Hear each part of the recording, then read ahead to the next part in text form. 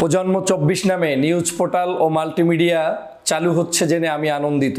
বাংলাদেশের ২৪-এর গণ অভ্যুত্থানকে ধারণ করে, বিপ্লবীদের চেতনাকে ধারণ করে আগামীর বাংলাদেশ একটি সুন্দর সুষ্ঠু রাজনীতির দিকে নিয়ে যাওয়ার জন্য এদেশের ধর্মীয় মূল্যবোধ, সামাজিক মূল্যবোধ, রাজনৈতিক শিষ্টাচারকে সঠিক পথে পরিচালনা করার জন্য, ২৪-এর গণ অভ্যুত্থানের চেতনাকে ধারণ করার জন্য প্রজন্ম ২৪ বলিষ্ঠ ভূমিকা পালন করবে।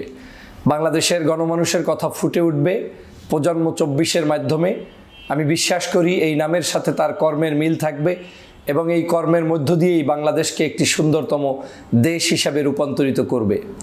যখন আমরা দেখছি মিডিয়ার স্বাধীনতার নামে যেমনি করে অনেক সময় অন্যায়ভাবে মানুষের উপরেও বিভিন্ন ধরনের জুলুম অত্যাচার করা হয়, তেমনি অনেক সময় মিডিয়াকে আবার স্বাধীনতা না দেওয়ার নামে কোণঠাসা করে রাখা হয়, কণ্ঠরোধ করে রাখা হয়।